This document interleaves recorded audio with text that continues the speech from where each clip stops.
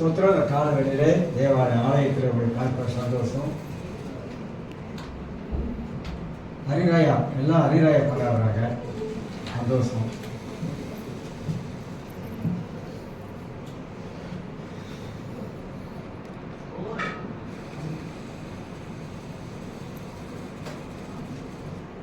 நெகேமியாவுடைய தரிசனம் தலைப்பில் தான் மத்தியிலே பேசிக் கொண்டு வருகிறது. நெகேமியா புஸ்தகம் ஒரு அருமையான புஸ்தகம். தலைமைத்துவம், லீடர்ஷிப், அதில் தான் அந்த லீடர்ஷிப்பை நம்ம கற்றுக்கொள்கிறோம்.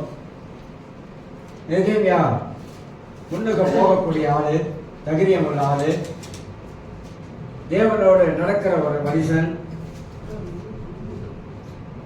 சிறுவில் ஜனங்களுக்காக, தன் ஜனங்களுக்காக பாரப்பட்டவன், அழுது ஜெபித்தவன், தரிசனம் உள்ளவன். இதெல்லாம் உள்ளடக்கி மக்களே சில காரியங்களே நான் பேசிக்கொண்டு வந்தேன். நெகேமியா 2ஆம் அதிகாரத்திலே 18ஆம் வசனத்திலே அவன் அலங்கத்தை கட்டுவதற்கு மக்களை ஒன்று சேர்த்தான் என்று பார்க்கிறோம். கட்டுகிற வேலையிலே அவன் இறங்கினான். இந்த கட்டுகிற வேலையில் இறங்கும் பொழுது நிறைய போராட்டங்கள், பல சோதனைகள், பல பிரச்சனைகள் வாழ்க்கையில் எழும்பினது. போராட்டத்தை மத்தியிலே அவன் நிற்கிற மனுஷனாய் காணப்பட்டான் என்பதையெல்லாம் அறிந்து கொள்கிறோம். அந்த அடிப்படையில் தான் சபையை குறித்த காரியத்தை பேசி வந்தேன். தரிசனம். நெகேமியா எப்படி ஒரு தரிசனம் உள்ளவனா, கட்டுகிறவனா காணப்பட்டானோ, அது போல திருச்சபையாகப்பட்டது நாம் கட்டுகிறவனாக, தரிசனம் உள்ளவனாக இருக்க வேண்டும் என்ற காரியத்தை உங்கள் மத்தியிலே 7-8 காரியங்களே நான் பேசி கொண்டு வந்தேன். 8 காரியங்கள்.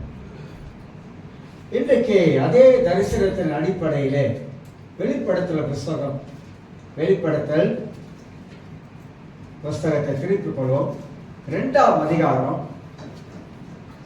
4 - 5 வசனங்கள் எல்லாம் வாசிக்கிற தெரிந்த பகுதி தான். வெளிப்படுத்தல் 2ஆம் அதிகாரம் 2 வாசிக்கிறேன். எபேசு சபையின் தூதருக்கு நீ எழுத வேண்டியது என்னவென்றால், 7 நட்சத்திரங்களை தம்முடைய வலது கரத்தில் ஏந்தி கொண்டு 7 பொன் குத்துக விளக்குகளின் மத்தியிலே உலாவிக் கொண்டிருக்கிறவர் சொல்கிறதாவது, உன் கிரியைகளையும் உன் பிரயாசத்தையும் உன் பொறுமையையும் நீ கொள்ளாதவர்களை சகிக்க கூடாமல் இருக்கிறதையும், அப்போஸ்தலர் அல்லாதவர்களை தங்களை அப்போஸ்தலர் என்று சொல்லிக் கொள்கிறதையும் நீ சோதித்து அவர்களை பொய்யர் என்று கண்டிருக்கிறதையும், நீ சகித்துக் கொண்டு இருக்கிறதையும் பொறுமையாய் இருக்கிறதையும், என் நாமத்தின் நிமித்தம் இளைப்படையாமல் பிரயாசப்பட்டதையும் அறிந்திருக்கிறேன். 4ஆம் வசனம். ஆனாலும் நீ ஆதியிலே கொண்டிருந்த அன்பை விட்டாய் என்று உன் பேரில் எனக்கு குறை உண்டு. வாசிக்க தரிசனம். ஒரு ரட்சிக்கப்பட்ட ஒரு தேவனுக்குள்ள வாழ்க்கையிலே அந்த ரட்சிப்புக்குள்ளாக வாழும் பொழுது ஆண்டவர் அவர்களை ஒரு தரிசனத்தின் அடிப்படையிலே கொண்டு போறார். ஒரு நோக்கம் இருக்குது, கிறிஸ்தவ வாழ்க்கையில ஒரு நோக்கம் இருக்குது. அந்த நோக்கத்துக்காக உலகத்தில் வாழுகிறோம். நமக்கு ஒரு லட்சியம் இருக்குல்லாம் சொன்னேன். அந்த லட்சியத்தோடு வாழ ஆரம்பிக்கிறோம். அதுபோல ஆண்டவர் இந்த வசனத்தின் மூலமாக நமக்கு சில ஆவிக்குரிய சில பாடங்களை நமக்கு கற்றுக் கொடுக்கணும்.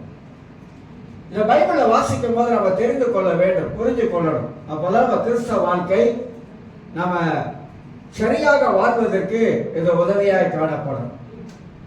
ஆதி சபை நிலைக்கு நாம் திரும்ப வேண்டும். தரிசனம் பின்னோக்கி போகாது, தரிசனம் முன்னோக்கி போகும்னு சொன்னேன். தரிசனம் ஒரு நாள் பின்னோக்காது, முன்னோக்கி போகும். விஷன் நமக்கு ஒரு விஷன் இருந்தால் நாம் முன்னோக்கி தான் போயிட்டு இருக்கோம், அது பின்னோக்கி போகாது. தயவுசெய்து பிள்ளைகள் அங்கிட்டு கொண்டு போயிருங்க.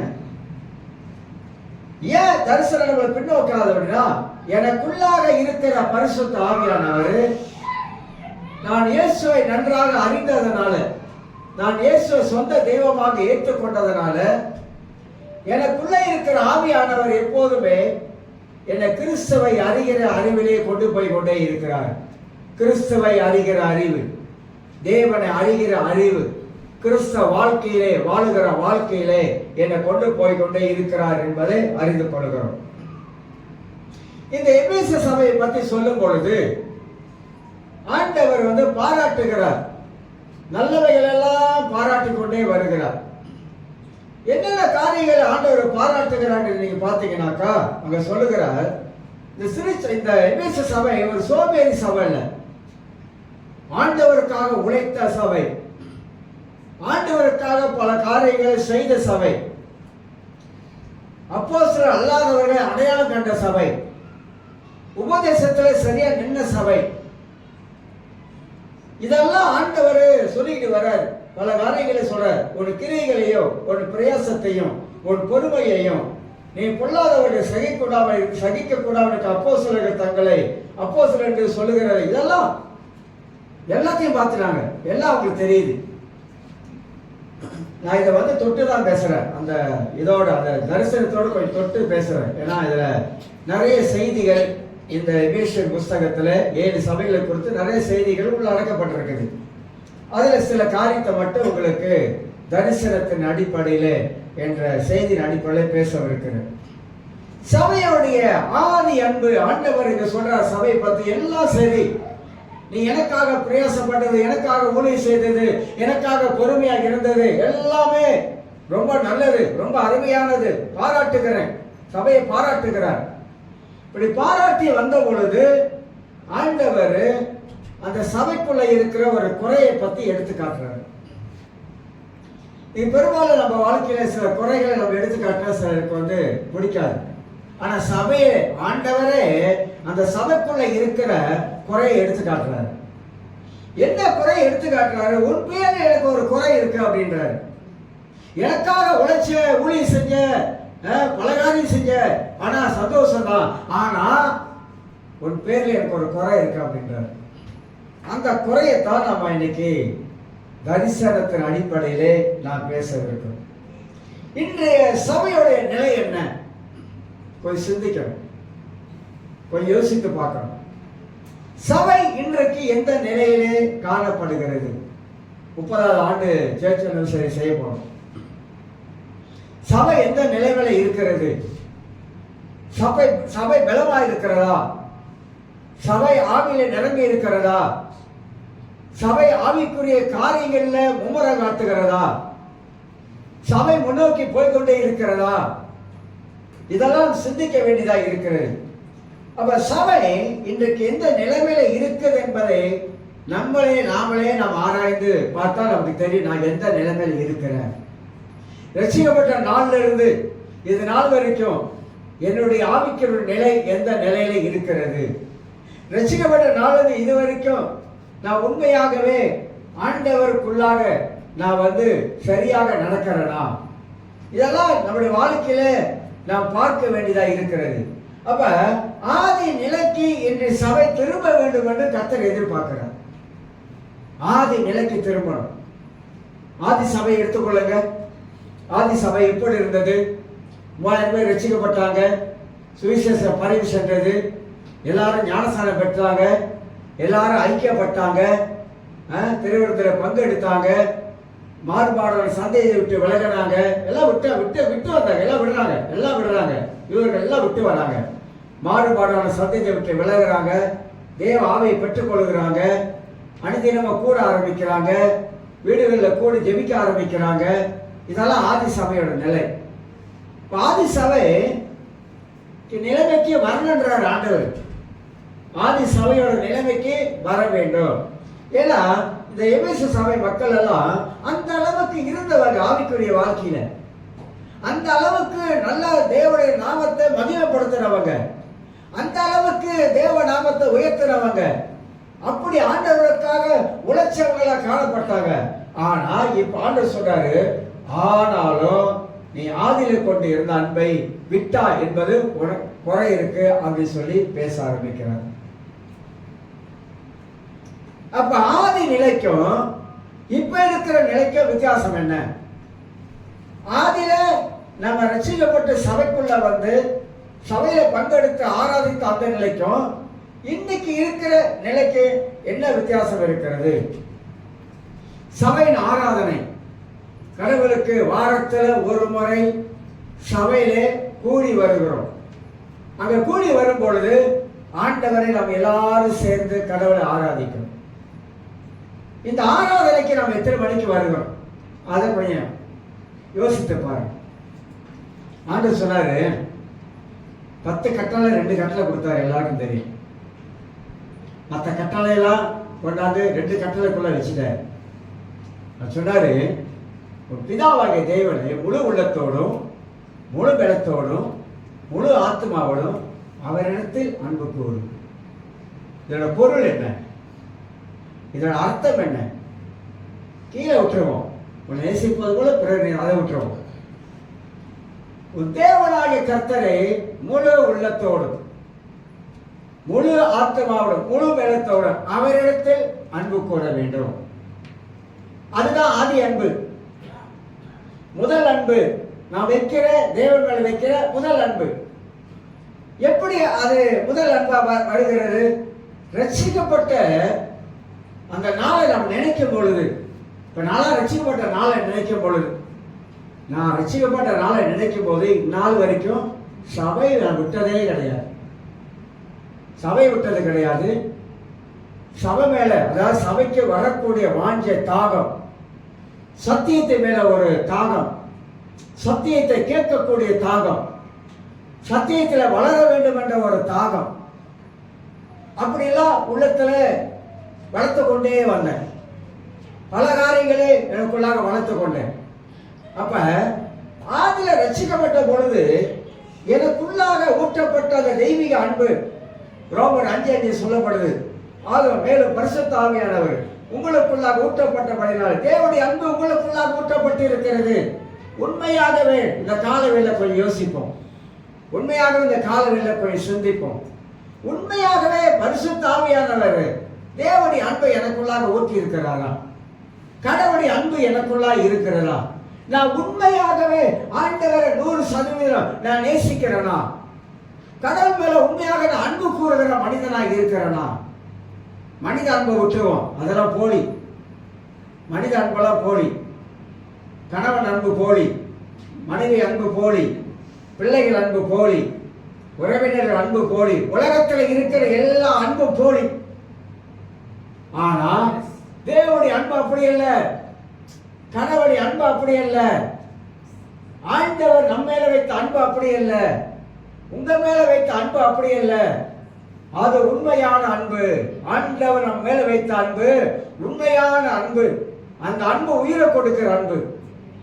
அந்த அன்பு உயிரை கொடுத்து உங்களை என்னைய வாங்கி இருக்கிற அந்த அன்பு. அப்ப ஆண்டவரே நமக்கு அவருடைய தெய்வீக அன்பை பரிபூர்ணமா நம் வாழ்க்கையில வெளிப்படுத்தி சிலுவையிலே மறித்து அந்த அன்பை வெளிப்படுத்தி காட்டினார். அப்ப அந்த ரத்தத்தின் மூலமாக, சிலுவையிலே சிந்தப்பட்ட ரத்தத்தின் மூலமாக உங்களை என்னை ஆண்டவர் ரட்சித்திருக்கிறாரு. அப்பதான் உண்மையான அன்பு அப்படின்னு பைபிளை வாசிக்கிறோம். ஆனா நம்ம உண்மையாகவே கடவுளை நேசிக்கிறோமா? ஆண்டவரே நான் உங்க நேசிக்கிற ஆண்டவரே அப்படின்னு உண்மையா சொல்ல முடியுமா? முழுமையா சொல்ல முடியுமா? கடவுளை நேசிக்கிறவர்கள் ஆராதனைக்கு நேரத்தோட வந்து உட்கார்ந்துருவாங்க. ஒரு பிரதர் உட்கார்ந்துருக்காரு பாருங்க. எத்தனை மணிக்கு வராது தெரியுங்களா? 8 மணிக்கு சேர்த்துக்கு வந்துடுறாரு. எங்கிருந்து வராது தெரியுங்களா? டமன் சாராலேருந்து வரேன்னு 2 ட்ரெயின் ஏறி வரேன்னு. நான் 8 மணிக்கு நான் வரத்த மணிக்கு நிற்பார் அவர். நான் 8 மணிக்கு வருவேன். 8 மணிக்கு வரைக்கும் நிற்பார் அவர். நான் என்ன சொல்றேன், யாரையும் நான் குறை சொல்லலை. நான் உண்மையிலேயே கடவுளை நேசிக்கிறேன்னா, சில வேளை நம்ம வாழ்க்கையில ஒரு ஒரு குரூப் நாங்கள் போயிட்டாங்க, பரவாயில்ல 4 பாட்டு ஓடிடும், 5 பாட்டு ஓடிடும், அப்புறம் சபைக்குள்ள நுழைவாங்க. நாளா எந்த கூட்டத்துக்குங்க, எந்த கூட்டமாக இருந்தாலும், அது பாஸ்டர்ஸ் மீட்டிங்காக இருந்தாலும் அல்லது கடவுளை ஆராதிக்கிற எந்த கூட்டமாக போனேன்னா உடனே 1 மணி நேரத்துக்கு முன்னுக்கு போயிடுவேன், இல்லைன்னா 1/2 மணி நேரத்துக்கு முன்னுக்கு போயிடுவேன். முன்னே போய் நிற்பேன். ஏன் அப்படின்னா நான் கடவுளை நேசிக்கிறேன். நான் கடவுளுக்கு முதலிடம் கொடுக்கிறேன். அவர் வரத்துக்கு முன்பாக நான் போயிடணும். அவர் வந்துட்டு நான் போறதில்லை. அதுதான் நம்முடைய கிறிஸ்தவ வாழ்க்கையில இருக்கிற தரம் சொல்றேன். தரம். நான் கேட்கிறேங்க, எல்லாம் யோசிங்க. வாரம் ஆராதனை வைக்கிறோம். திங்கக்கிழமையில இருந்து ஞாயிற்றுக்கிழமை வரைக்கும் ஆராதனை வைக்கிறோமா? இல்லவே இல்லை. வாரத்தில் ஒரே ஒரு நாள், ஆண்டவர் நம்ம கொடுத்திருக்கிற வாரத்தின் ஒரே ஒரு நாள், அந்த ஒரு நாள் தேவனுக்குரிய நாள், அந்த ஒரு நாள் தேவனுக்கு சொந்தமான நாள். சில பேருக்கு வேலை, அதெல்லாம் பிரச்சனை இல்லை. நான் அதெல்லாம் சொல்ல வரல. வேலை உள்ள பிரச்சனை இல்லை. ஏன்னா சில சூழ்நிலை அப்படி நமக்கு வேலையில மாட்டிக்கிறோம். நான் என்ன சொல்றேன், நமக்கு ஓய்வு நாள் ஒரு நாள் ஆண்டவர் கொடுத்திருக்கிற ஒரு நாள், நம்ம 9 மணிக்கு ஆராதனை வச்சுங்க, அதை மாற்றி பரவாயில்ல எல்லாம் லேட்டாக வர்றாங்க அப்படின்ற மனசில் நினைச்சு 9:30 மணிக்கு அதை மாற்றி வச்சேன். ஏன்னா ஆராதனை சேர்ந்துக்கிட்டோம். அப்படி தள்ளி நம்ம வச்சாலும் கூட, ஆனா இந்த ஞாயிற்றுக்கிழமை ஆராதனை நீங்க வரத்துக்கு முன்பதாக, பாட்டு ஆரம்பிக்கிறதுக்கு முன்பதாக ஆண்டவர் நிற்கிறார். அவர் நிற்கிறார். அவர் நமக்காக காத்து கொண்டு இருக்கிறார். நமக்காக காத்து கொண்டு இருக்கிறார். ஆனா நம்ம விருப்பம் போல வரும். இது நமக்கே நல்லா இருக்கா? நமக்கே நல்லா இருக்கா? எத்தனை மணிக்கு சனிக்கிழமை படுக்கிறோம்? ராத்திரி. மறுநாள் ஆராதனை இருக்குது, நல்ல எழுச்சி வெளியே போயிருக்கணும். ஆராதனை போய் நம்ம பங்கெடுக்கணும்.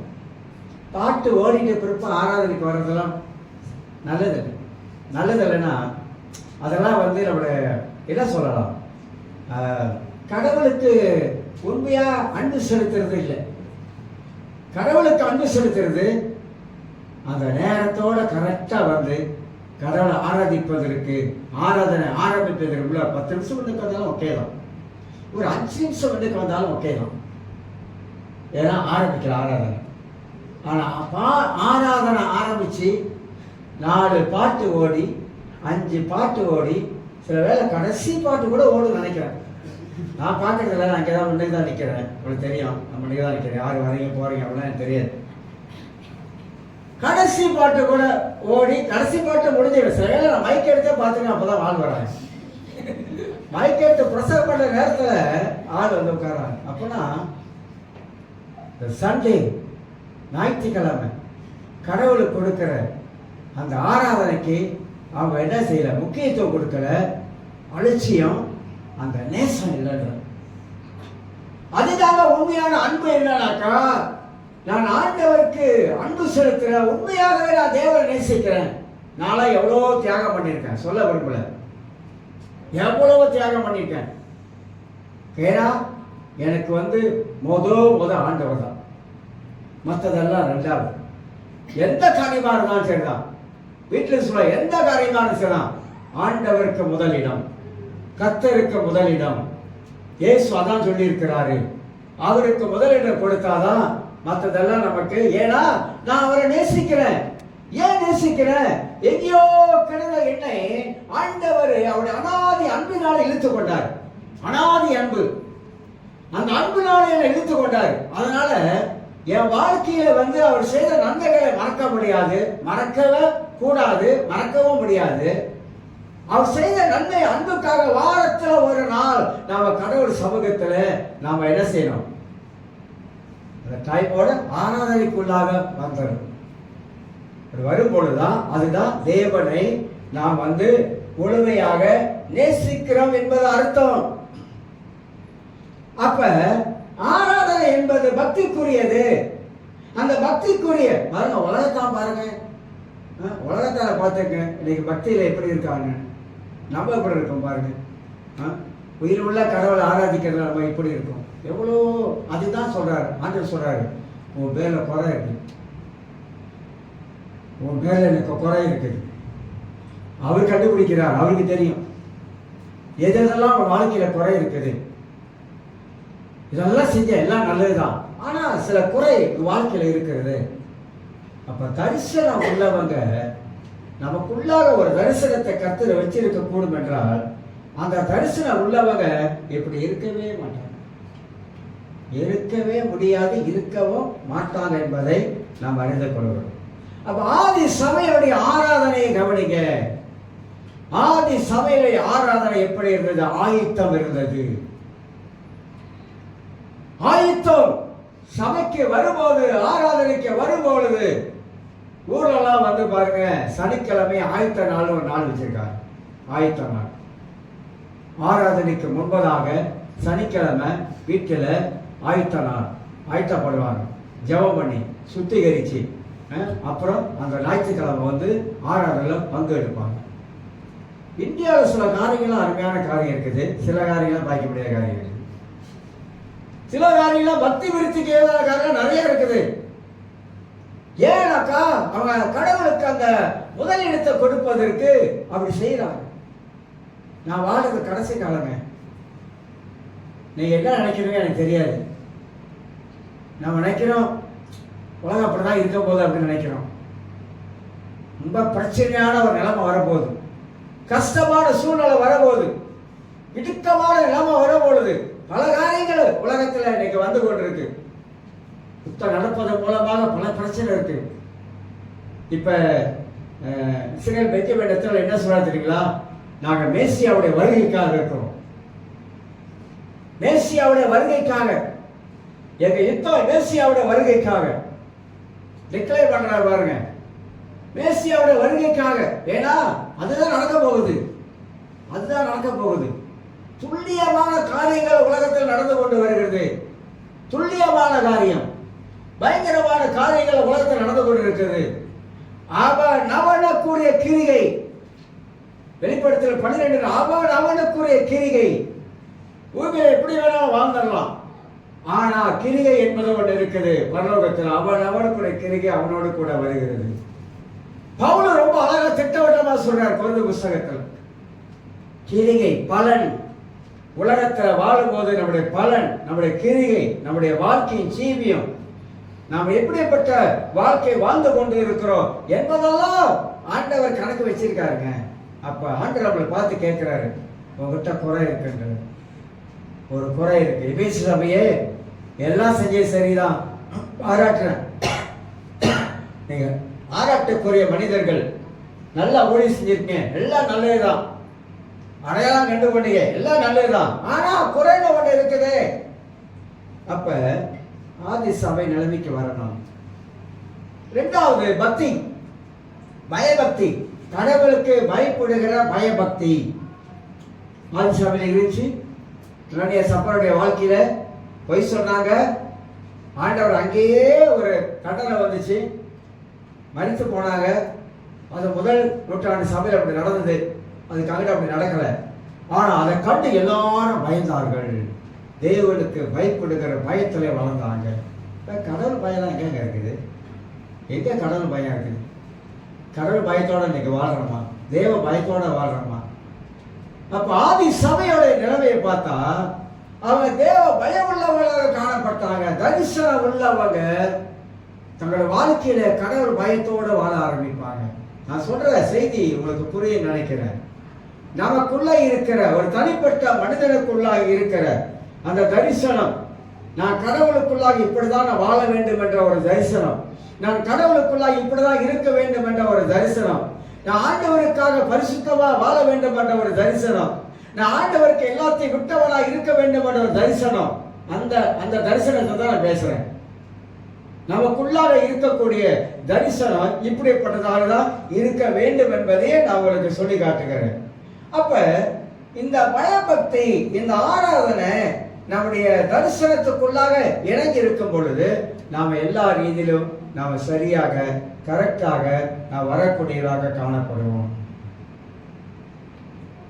நம்ம சபையில வசனத்தை எடுத்த படிக்க சொல்ல யாரும் படிக்க மாட்டாங்க. ஏன் சொல்லுங்க?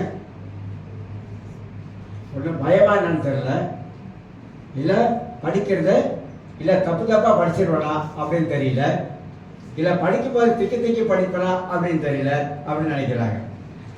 ஏன் அந்த அந்த வசனத்தை படிப்பது இன்றைக்கு குறையுது, குறைஞ்சிக்கிட்டே போகுது.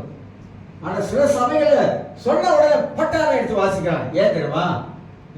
ஒவ்வொரு நாளும் வாசிக்கிற பழக்கத்தை வச்சிருக்காங்க. வாசிக்கிற பழக்கத்தை வச்சிருக்கனால்தான் பழைய ஏற்பாட்டுல செப்பானியா புஸ்தகம் எங்க இருக்குது, ஆபக்கு புஸ்தகம் எங்க இருக்குது, ஆகாய் புஸ்தகம் எங்க இருக்குது, நாகும் புஸ்தகம் எங்க இருக்குன்னு தெரியுது. படிக்காதனால நாகும் புஸ்தகம் எங்க இருக்குன்னு சொல்லி தேடிட்டு இருக்க வேண்டியதா இருக்குது. நம்ம அதனால தான், வேற ஒரு பிரச்சனை இல்லை, நம்ம படிக்காதனால தான். அப்ப தரிசனம் உள்ளவங்க இதெல்லாம் தங்களுடைய வாழ்க்கையில சரியாக செய்து கொண்டு வருவாங்க என்பதை குறித்து அறிந்து கொள்கிறோம். இரண்டாவது காரியம் சொல்லுகிறேன், சபைக்கு இன்றைக்கு என்ன பெருகிவிட்டது? சபை இன்று என்ன பெருகிவிட்டது? சபைக்குள்ளாக இன்னைக்கு என்ன பெருகிடுச்சு? என்ன சபைக்குள்ளாக இன்னைக்கு நாம பார்க்கிறோம்? உலகத்தில் உலக சபை, நம்ம சபை சொல்ல, உலகத்தில் மொத்தமா நம்ம பார்க்கும் பொழுது அன்றைக்கு இருந்த நிலைமையும் இப்போ உங்களை கேட்டா நீங்க ரட்சிக்கப்பட்ட நிலைமையில சபைக்கு போனப்ப இந்த சபை எப்படி இருந்துச்சு? நீங்க எப்படி இருந்தீங்க? நான் எப்படி இருந்தேன் ரட்சிக்கப்பட்ட காலத்துல? ஆரம்ப காலத்தை கொஞ்சம் பிரட்டி பாருங்க. ஆரம்ப காலத்தை பிரட்டி பார்த்தா நான் ரட்சிக்கப்பட்ட பொழுது நான் எங்க போனேன், எங்க வளர்ந்தேன், எப்படி பங்கு எடுத்தேன், இதெல்லாம் நமக்கு தெரியும். ஆனா இப்ப கொஞ்சம் கணக்கெடுத்து பாருங்க, அதே துடிப்பு இருக்குதா? அன்னைக்கு அந்த துடிப்பு இருக்குதா? அந்த வேகம் இன்னைக்கு இருக்குதா? இல்ல அந்த வேகம் குறைஞ்சிருச்சா? ஆரம்ப காலத்துல கடவுளுக்கு கொடுத்ததான அந்த முதலிடம் இன்னைக்கு இருக்கிறதா? ஆரம்பத்துல இருந்த அந்த வேகம் இன்னைக்கு இருக்கிறதா? ஏன் இன்னைக்கு இல்லாம போனது காரணம் என்ன? எதனால இன்னைக்கு இல்லாம போயிடுச்சு? இப்ப நமக்கு எனக்கே யாராவது சபைக்கு வரலனாக்கா நான் வீட்டில் போயிட்டு ரொம்ப அப்படியே உட்காந்து யோசனை பண்ணிட்டு இருப்பேன். ரொம்ப யோசிப்பேன், ஏன் இன்னைக்கு வராமல் போயிட்டாங்களே, இன்னைக்கு சபைக்கு வரலையே அப்படிலாம் சொந்தமாகவே பேசிக்குவேன், மனசுக்குள்ளேயே சொந்தமாக பேசிக்குவேன். இப்போ நமக்கே சாதாரண மனிதனாக நமக்கே அப்படி இருக்குன்னா கடவுளுக்கு எப்படி இருக்கும்? இப்போ யோசிங்க, கடவுளுக்கு எப்படி இருக்கும்? ஈஸ்டர் வரப்போது, அப்புறம் கல்வாரி சிலுவை குட் ஃப்ரைடே சர்வீஸ் ஆரம்பிப்போம். அங்கே பார்த்து என்ன பேசணும்? வருஷம் இயேசு சிலுவையிலே இறந்தாரு, ரத்தம் சிந்தினாரு, ரத்தத்தினாலே மன்னிப்பு வந்தது, இதைத்தான் வருஷம் பேசுவோம். ஆனா அதை ஆழமா சிந்தித்து பார்த்தோமா? அதை ஆழமா யோசித்து பார்த்தோமா? எனக்காக இயேசு உயிரை கொடுத்தாரு, அவருக்காக நான் எப்படி இருக்கணும் அப்படின்னு யோசிக்கிறோமா? அப்படி யோசிக்கிறது இல்லை நம்ம வாழ்க்கையில. அப்ப சபைக்குள் என்று என்ன பெருகிவிட்டது? ஒன்று, சபைக்குள்ளாக இன்னைக்கு பாவம் கொஞ்சம் கொஞ்சமா பெருகிட்டு போகுது. நான் சொல்றது கட்டடமாகிய சபையை சொல்லல, தனிப்பட்ட மனிதனாகிய சபையை சொல்றேன். மனிதனை பத்தி பேசுறான். ஒவ்வொரு மனிதனும் ஒரு திருச்சபையாக இருக்கிறான், அவன் தான் சபையா இருக்கிறான். நீங்களே தேவனுடைய ஆலயமா இருக்கிறீங்க. சில சபைகளை பார்த்தீங்கன்னா எல்லாம் கருப்பு, பின்னால எல்லாம் கருப்பு. பார்த்துருக்கீங்களா? எல்லாம் கருப்புங்க, எனக்கே புரியலங்க. மேலெல்லாம் கருப்பு, அவன் போட்டிருக்கிறது கருப்பு, எல்லாமே கருப்பு, எல்லாம் பிளாக் கலர். சபையே கருப்பா இருக்குது. சில சபையில பார்த்தீங்கன்னா எல்லாம் டிம் லைட்டு, ஒரே இருட்டா இருக்கு லைட்டு. அதுல வேற அவங்களுக்கு ஆத்திரம், எங்க சபையை பத்தி அப்படி பேசுறீங்க, ஏன் சபையை பத்தி எப்படி பேசுறீங்க? ஐயா, சபை வெளிச்சமா இருக்கணையா, சபை வெளிச்சமா இருக்கணும். சபைக்கு பின்னால என்னத்துக்கு கருப்பு? கருப்பு என்னத்துக்கு அடையாளமா இருக்குது? ஏன் சபையில கொண்டாந்து கருப்பை கொண்டா போடுறாங்க? எனக்கு புரியல. உடுப்பு போடுறீங்க, போட்டு போங்க, அது சொல்லல. உடுப்பு 2000 போடுறாங்க, இறப்புக்க கருப்பு போடுறாங்க, எல்லாத்துக்கும் போடுறாங்க, போட்டுக்கிறாங்க. ஆனா சேர்ச்சுக்குள்ள கொண்டாந்து கருப்பு, எல்லாம் பின்னால கருப்பு, முன்னக்க கருப்பு, மேல கருப்பு. ஒரு சேர்ச்சுக்கு போன ஈப்போ மேல போய் பார்த்தேன், அங்க ஒரு விஷயமா போயிருந்தோம், பைபிள் ஸ்கூல் விஷயமா.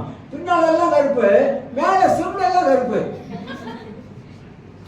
நான் நினைச்சுக்கிட்டேன், என்ன அப்படி ஓடுது சபை? இன்னைக்கு எப்படி ஆயிடுச்சு? சபைக்குள்ள இன்னைக்கு என்ன ஒண்ணு வேணா நுழைய ஆரம்பிக்கிறது.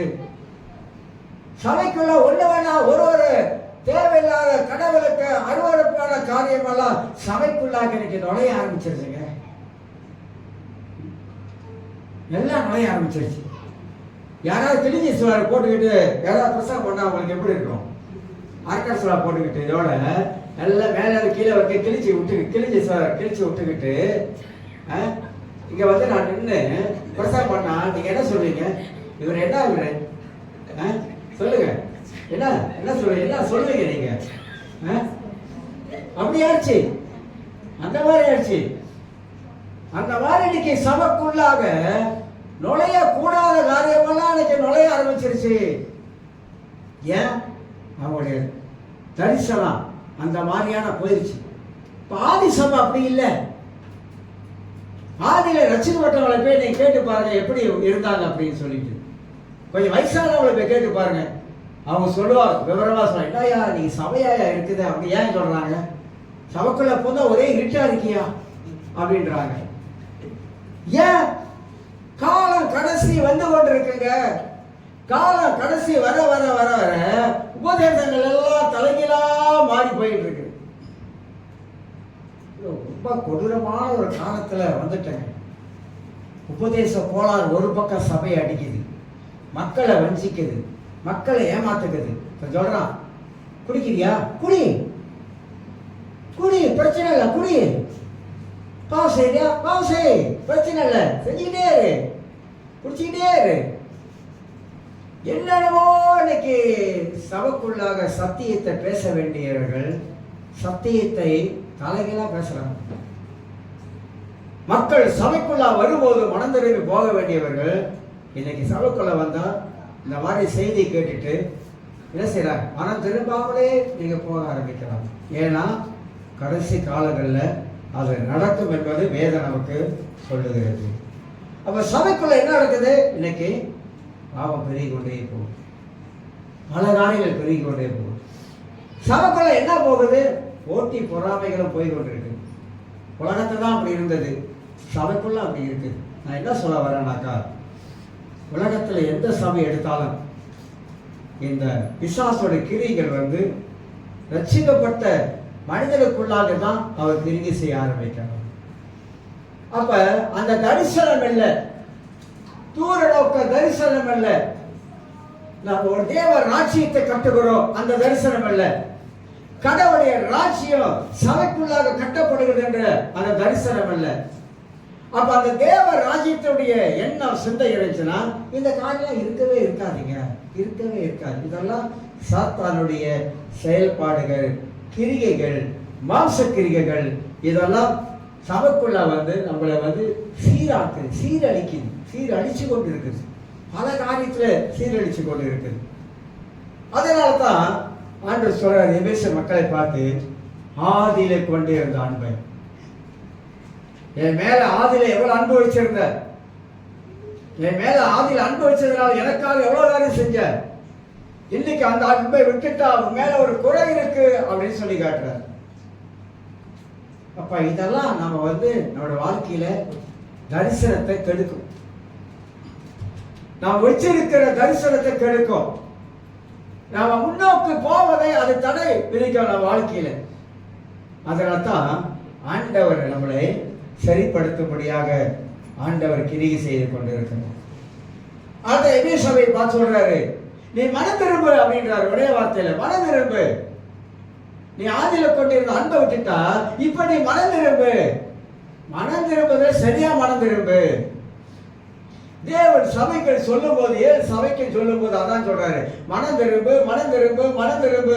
ஏன் இதெல்லாம் ஆண்டவர் சபைக்கு சொல்லிக்கிட்டே வர்றாரு? காது உள்ளவன் கேட்க கடவன் ஏன் சொல்லிக்கிட்டே வர்றாரு? எதனால சொல்றாருனாக்கா, நம்முடைய தரிசனத்தை நாம் இழந்துடக்கூடாது என்பதற்கு. ஒரு தனிப்பட்ட மனிதனுக்குள்ள இருக்கிற தரிசனம் இழந்துடக்கூடாது. கிறிஸ்தவ வாழ்க்கையில மனம் திரும்புதல் மகா முக்கியமான போதனை. மனம் திரும்பி வாழ்றது.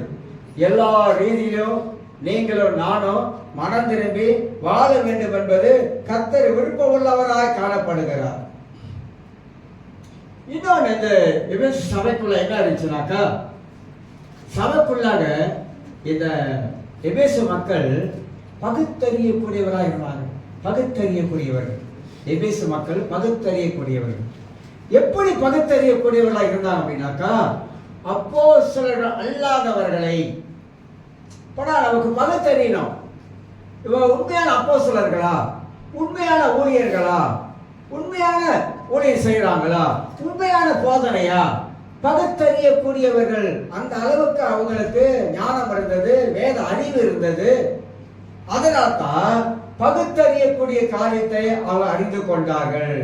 ஆக பகுத்தறியக்கூடிய சபை, கள்ள போதனைகளை, கள்ள அப்போஸ்தலர்களை பகுத்தறியக்கூடிய சபை ஆண்டவர் பாராட்டுகிறார். ஆண்டவர் பாராட்டுகிறார்.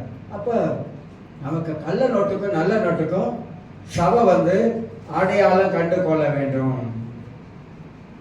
இந்த எபேசு சபை ஆண்டவர் சொல்லும் பொழுது வசனத்தில் நல்ல தெளிவுள்ளவர்களா இருந்தாங்க. வசன தெளிவு இருந்தது. அந்த வசன தெளிவு இருந்ததுனால தான் அவங்க கண்டுபிடிக்கிறவங்களா காணப்பட்டாங்க. நம்ம போதனைகளை சபை அடையாளம் காணக்கூடியதாக இருக்க வேண்டும். இன்னொரு காரியத்தை ஆண்டவர் சொல்ற எபேசு சபையை, என் நாமத்தின் நிமித்தம் நீ பாடுபட்டாய் அப்படின்றார். என் நாமத்தினால அநேக பாடுகளை நீ பட்டாய். அப்ப இயேசு நாமத்தினால் நமக்கு பாடுகள், துன்பங்கள், கஷ்டங்கள், பாடுகள், தொல்லைகள் எல்லாம் நமக்கு இருக்கு, எல்லாமே வரும். ஆனா ஆண்டவர் சொல்லும் பொழுது என் நாமத்தின் நிமித்தம், சுவிசேஷத்தின் நிமித்தம் அநேக பாடுகளை நீ பட்டாய் பாராட்டுகிறார். இதெல்லாம் பாராட்டுறாரு. இதெல்லாம் ஒன்னவனா அடிக்கிட்டு வந்துதான் ஆண்டவர் சொல்றாரு, உன் பேர்ல எனக்கு குறை இருக்கு, எல்லாம் செஞ்சது நல்லதுதான், எல்லாம் நீ கடந்து வந்த எல்லாம் நல்லதுதான். இன்னொரு நீங்க 2 கொரிந்தியர் 11ஆம் அதிகாரத்தில் ஏற்கனவே வாசிச்சிருக்கேன், நோட் பண்ணி வச்சுக்கொள்ளுங்க. 2 கொரிந்தியர் 11ஆம் அதிகாரத்தில் 23 இருந்து 28 வரைக்கும் வாசித்து பார்த்தீங்கன்னாக்கா பவுல் தன் பட்ட பாடுகளை விவரிச்சுக்கிட்டே வருவார். அவர் பட்ட பாடுகள், அவர் பட்ட அடிகள் அப்படின்னு சொல்லிட்டு அப்படியே அடிக்கிட்டே வருவார்.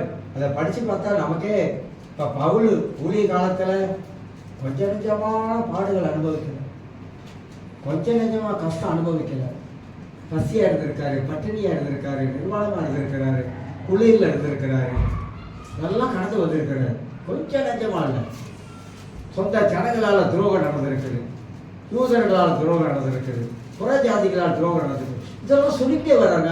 இதெல்லாம் அப்படியே படித்து பார்த்தா ஊழியத்தில் பவுல் கடந்து வந்த பாதைகள், கொஞ்சம் நெஞ்சமான பாதைகள் எல்லாம் உள்ளாதான் இருக்குது. எல்லாம் உள்ள பாதையில தான் வந்திருக்காரு.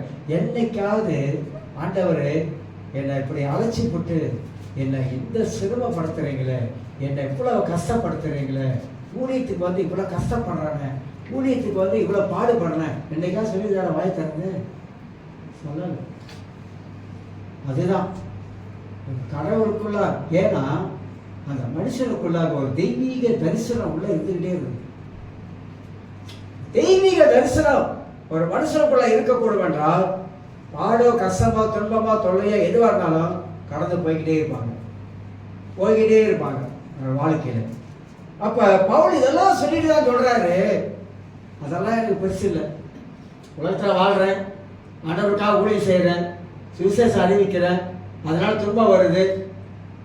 ஆனா அவைகள் எல்லாமல் சபைகளை குறித்த கவலை என நாள்தோறும் இருக்குது.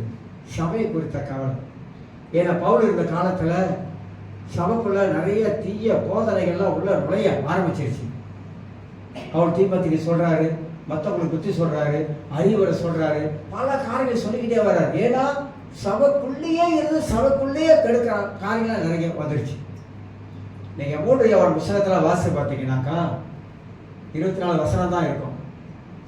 சபைக்குள்ள ஒருத்தன் நல்லவன் இருக்கான், சாட்சி பெற்றவன் இருக்கான், காய்வு என்பவன், விசுவாசம் உள்ளவன், எல்லாராலும் நல்ல சாட்சி பெற்றவன், ஊழியர்களை சுவிசேஷ ஊழியத்துக்கு போகும்போது ஊழியத்தை விட்டு அவன் வரும் பொழுது அவனுக்கு சாப்பாடு, அவங்களுக்கெல்லாம் சாப்பாடு ஆக்கி போட்ட ஒரு மனிதன்.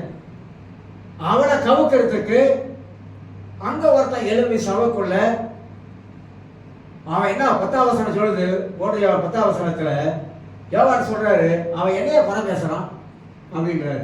என்னையே குறை பேசுறான், என்னையே ஊர்ல போயிட்டு அங்க தப்பா பேசிட்டு வரான் அப்படிலாம் சொல்றாரு. அப்ப சபைக்குள்ள இருந்தே ஒருவன் எழும்பி பிசாசோடைய ஆளுகை செய்யப்பட்டு சபைக்குள்ளாக குழப்பத்தை உண்டாக்குறான், வர ஆத்மாக்களையும் கெடுக்கிறான். இப்படியும் நடக்குது. அதனால எனக்கு அருமையாக தரிசனம், ஒவ்வொரு மனிதருக்குள்ளாக நெகேமியா மாதிரி ஒரு தரிசனம் உள்ளவங்களா நம்ம வாழ ஆரம்பிக்கணும். அதுதான் ஆண்டவர் நமக்கு மேலான காரியத்தை கர்த்தர் கொண்டு வருவார் என்பதை அறிந்து கொள்ள முடியும். அப்ப சபை எப்படி இருந்தது? எபேசு சபை பாடுபட்ட சபை தான், இயேசுவ நாமத்தை உயர்த்துற சபை தான், ஆண்டவனுக்காக ஊழி செய்த சபை தான், எல்லா சபை தான், நல்லதான், எல்லாமே நல்லதா இருந்துச்சு. ஆனா உன் பேரை குறை இருக்கு. கரெக்டா கர்த்தர் பார்த்து சொல்றாரு. உழைத்த சபை, ஊழியத்துக்காக இறங்கி எல்லாரும் உழைச்சாங்க, சபையை கட்டலாங்க, எல்லாம் செஞ்சாங்க. ஆனா ஏன் இந்த எபேசு மக்களுக்கு ஆதி அன்பையா விட்டுட்டாங்க? அதான் கேள்வி. ஏன் ஆதி அன்பை விட்டுட்டாங்க? அப்ப சபையினுடைய குறை என்ன அப்படின்னு கொஞ்சம் கண்டுபிடிச்சீங்கன்னாக்கா, அவங்களுக்குள்ள இருந்த தேவ அன்பு கொஞ்சம் கொஞ்சமா வழி விளைவிச்சு. நல்லா புரிஞ்சுக்கங்க, கடவுள் அன்பு இருக்கிறவங்க எதுலயும் குறைய மாட்டாங்க. ஆனா கடவுள் அன்பை விட்டு தள்ளி வர்றவங்க எல்லாத்திலும் குறைஞ்சிருவாங்க.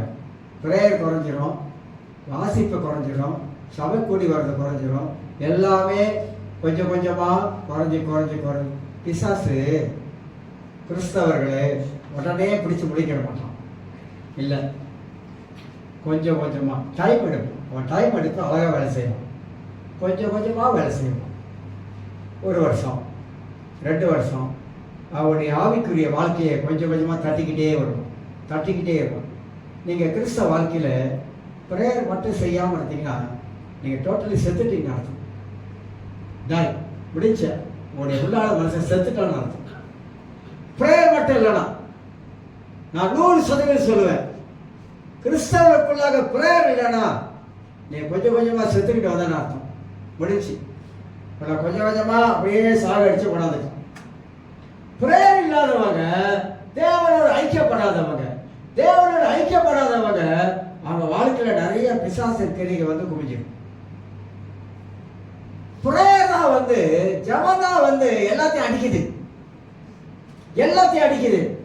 இப்ப நம்ம ஜெபம் பண்றோம், இஸ்ரேல், ஈரான், அமெரிக்கா சண்டை. ஏன் ஜெபம் பண்றோம்? பைபிள் இருக்குதான், ஆனா ஏன் ஜெபம் பண்றோம்? ஜெபம் பண்ணாவிட்டா இந்த உலகத்துக்கு பெரிய பிரச்சனை உண்டாயிடுச்சு. எல்லாத்துக்கும், மலேசியாவுக்கும் பெரிய பிரச்சனை வந்துடும். இப்போ வருது சாப்பிட்ற பிரச்சனை வந்துடும், சாப்பாடு வராது, பல காரியத்தில் பிரச்சனை வந்துடும். இப்போ ஆண்டவரை ஜெபிக்கிறோம், ஆண்டவரே ஒரு சமாதானத்தை உண்டாக்குங்க, இயேசுவை எப்போ வரையில வாங்க. ஆனால் உலகத்தில் போர் நடக்கிறதெல்லாம் சொல்லியிருக்கீங்க. நீங்க நல்லா கணக்கு பண்ணி பார்த்தீங்கன்னா, மிடில் ஈஸ்ட் கண்ட்ரியில யுத்தம் நடந்திருக்கு, இஸ்ரேல் கூட நிறைய யுத்தம் நடந்திருக்குது. ஒன்று கூட தலை தூக்காது. கர்த்தர் தலை தூக்க விட மாட்டாரு. ஆனா பல எதிர்ப்புகள், பல காரியங்கள் வரும். ஆனா கர்த்தர் தான் கடைசி வரைக்கும் நின்று யுத்தம் செய்கிறவர். அப்ப நம்ம ஜெபிக்கிறோம், எல்லாம் கூடி ஜெபிக்கிறாங்க, நிறைய பிள்ளைகள் இறக்குறாங்க, பெரியவங்க இறக்குறாங்க, நம்ம மனம் மாறப்படுது. ஏன்னா நம்ம நாட்டில் நடக்கல, நம்ம நாட்டில் 4 குண்டு போட்டால் தான் நமக்கு வேணா கை காலம் ஆடும். நம்ம வீட்டுக்கு பின்னால் ஒரு குண்டு விழுவிடும், அப்படி விழுந்துச்சுன்னா என்ன செய்வோம்? ஐயோ, அப்பதான் என்னவோ, ஐயோ ஆண்டவரே எங்களை காப்பாற்ற மாட்டவர். அது வரைக்கும் என்ன செய்யறோம்? குண்டு விழுகிற வரைக்கும், குண்டு விழுந்த கையோட ஆண்டவரே எங்களை காப்பாற்ற. அப்படி இருக்கக்கூடாதுங்க. கிறிஸ்தவங்க ஜீவன் உள்ளவங்க, கிறிஸ்தவங்க வாரம் உள்ளவங்க, கிறிஸ்தவங்க தாங்க உலகத்திலே மற்றவங்களுக்காக ஜெபிக்கிறவங்க, கிறிஸ்தவங்க தாங்க மற்றவங்க கஷ்டப்படுறதை பார்த்து நினைச்சு தேவ சமூகத்தில் மன்றாடுறவங்க. உலகத்துல வேற யாரும் கிடையாதுங்க, வேற யாரும் இல்லை, எந்த இனமும் கிடையாது. கிறிஸ்தவம் மட்டும்தான். எந்த யுத்தம் நடந்தாலும், எங்க போராட்டம் நடந்தாலும், எங்க பிரச்சனை நடந்தாலும் அந்த பிரச்சனைக்காக போராட்டத்துக்காக ஜெபிக்கிற ஒரே ஆள் இருக்க கொண்டா கிறிஸ்தவம் தான், வேற யாரும் கிடையாது. அதனால சொல்றேன், ஜெப ஆவியை மட்டும் விட்டுறக்கூடாது. ஜெப ஆவி தணிஞ்சிருச்சுனாக்கா எல்லா பிசாசு ஆவியின் கிரியெல்லாம் உள்ள வந்துடும். ஏன்னா ஜெபம் நம்மளை என்னதான் நெருப்பு நமக்குள்ளாக எரிஞ்சுக்கிட்டே இருக்கு. ஜெபம் நெருப்பை பத்த வச்சுக்கிட்டே இருக்குது. எவ்வளவு ஜெபத்தை பத்தி சொல்லியிருக்கோம், கேட்டிருக்கீங்க, அறிஞ்சிருக்கீங்க. ஆனா செய்யறோமா இல்லையே.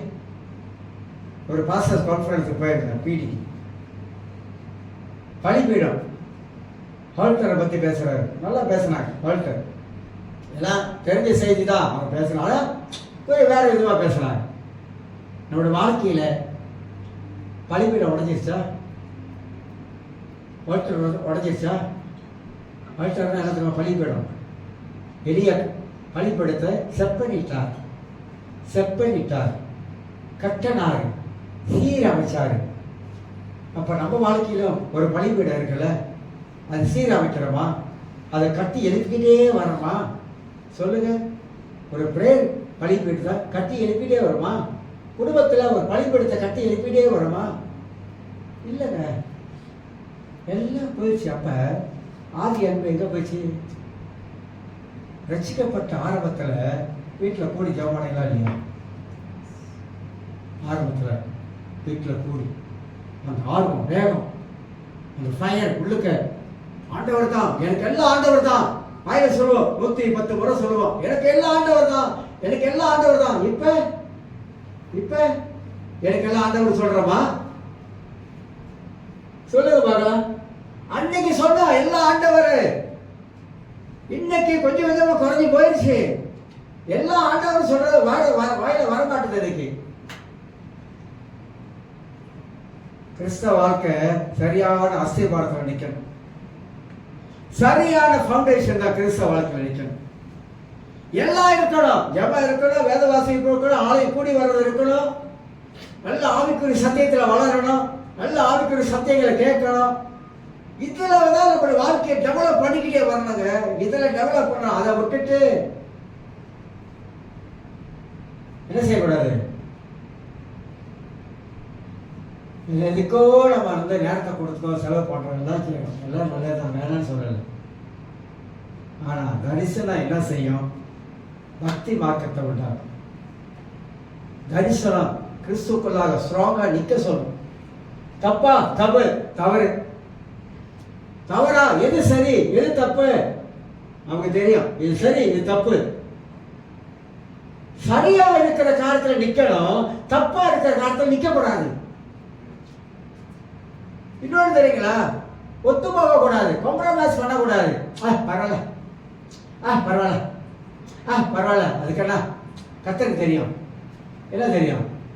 இது நம்ம சொல்லிக்கிறது, கர்த்தருக்கு தெரியும். பரவாயில்ல, அது பார்த்துப்பாரு ஆண்டவர். இதை பார்த்து இதெல்லாம் நம்ம வந்து என்ன பண்றோம்? சாத்தா ரொம்ப தந்திரமா ஸ்ட்ரிக்டா இருக்காது விட்டுட்டு பரவாயில்ல சொல்லி நம்மளை கொண்டு போய் எங்கேயாவது ஒரு குழியில தள்ளத்துக்கு தான் அவன் பிளான் பண்ணிட்டு. அதனால சொல்லி பிடிக்கிறேன். ஆதி அன்பு எங்க? கர்த்தர் உங்களை என்னையும் பார்த்து கேட்கிறாரு, ஆதி அன்பு எங்க?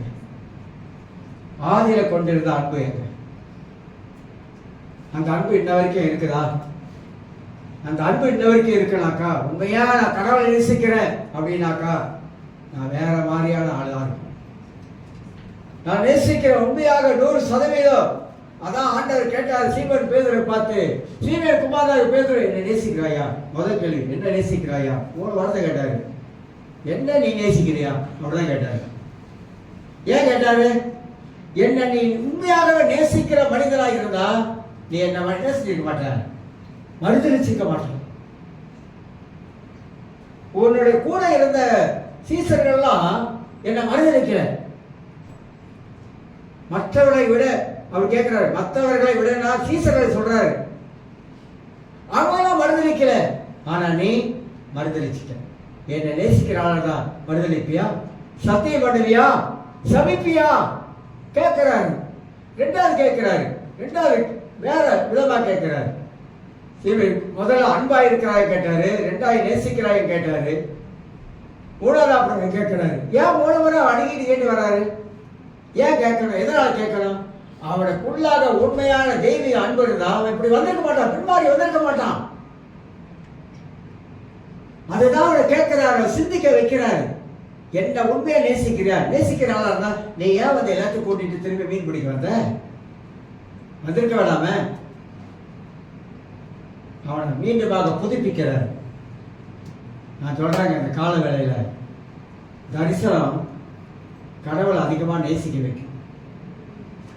எனக்கு தரிசனம் இருக்குது, நான் அதிகமாக ஆண்டவரை நேசிக்கிறேன். எனக்கு எல்லாம் அவர் தான், எனக்கு எல்லாம் அவர் தான். ரெண்டாவது தான் மற்றவங்க. என் வாழ்க்கையில் எந்த மனுஷன் நம்புறது கிடையாது. ஏன் நம்புறது கிடையாதுனாக்கா, நம்பிக்கைக்குரியவர் அவர் தான் என்னை காப்பாற்றுறாரு. நம்பிக்கைக்குரிய ஆண்டவர் அவர் தான் என்னை நடத்துகிறாரு. நான் அழுதாலும் அவர் சமூகம் தான். ஜபிக்காமல் இருக்க மாட்டேன். ஏன் இருக்க மாட்டேன்னா, நான் ஆண்டவரை நேசிக்கிறேன். ஆண்டவரை அதிகமாக நேசிக்கிறேன். அவரோடு நேசிக்கிறதுனால எனக்கு அவரோட உறவு வேணும், அவரோட ஐக்கியம் வேணும், அவரோடு பேசணும், அவரோடு பழகணும், என் காரியத்தெல்லாம் அவர்கிட்ட சொல்லணும். எனக்காக ஆண்டவரே எனக்கு இதை கொடுங்க, ஆண்டவரே எனக்கு அதை கொடுங்க அப்படிலாம் ஜெபிச்சதே கிடையாது. ஜெபிக்கவே மாட்டேன். என் தேவையை அவர் அறிஞ்சிருக்கிறார். அதனால இந்த குறை, உன் பேர் ஒரு குறை இருக்குன்னு ஆண்டவர் என்கிட்ட சொல்லக்கூடாது. ஏன்னா அவரை நேசிக்கிறதுல அந்த ஆதி அன்பை விட்டுறக்கூடாது. அதை நம்ம வாழ்க்கையில் என்றைக்குமே நினைச்சுக்கணும். எல்லாரும் எழுதுங்க.